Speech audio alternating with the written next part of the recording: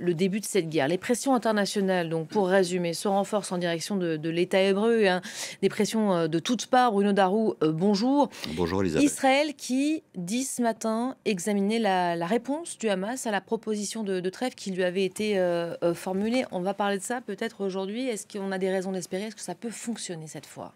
Oui, vous avez raison de le dire cette fois, hein, parce que ce n'est pas la première fois, évidemment, qu'il y a des, des négociations entre Israéliens et le Hamas de manière indirecte, avec des médiateurs comme le Qatar ou les États-Unis. Ça a marché parfois, très souvent ça n'a pas marché, ça a capoté, si vous me passez l'expression, chacun rejetant la responsabilité de l'échec des négociations sur l'autre.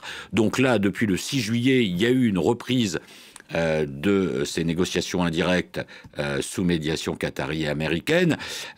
Donc apparemment, le Hamas a donné sa réponse et a envoyé sa réponse à Israël, qui est donc en train d'examiner. Donc on va voir quelle est aussi la réaction d'Israël à la Ça peut réponse aller loin comme ça, ouais. du Hamas. Alors, de sources palestiniennes, selon nos confrères de l'agence France-Presse, ce qu'on nous indique, c'est que la réponse du Hamas comprend des amendements qui ont été proposés aux clauses sur l'entrée de l'aide humanitaire. Ça, c'est évidemment, on en a beaucoup parlé ces derniers jours, et vous citiez à l'instant le communiqué des agences de presse et de la BBC. La situation humanitaire alimentaire à Gaza est terrifiante. On est arrivé là à un phénomène de risque de famine de masse. Donc la question de l'entrée de l'aide humanitaire est essentielle.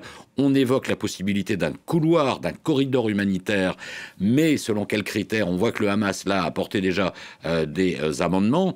On sait que là les deux parties s'accusent mutuellement d'être responsables de cette famine.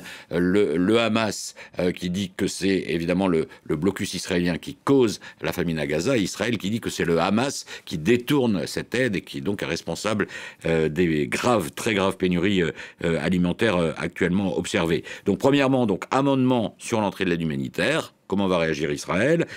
Le Hamas aurait fourni aussi des cartes de zones de la bande de Gaza d'où devrait se retirer l'armée israélienne. Là aussi, on attend la réponse de Tel Aviv.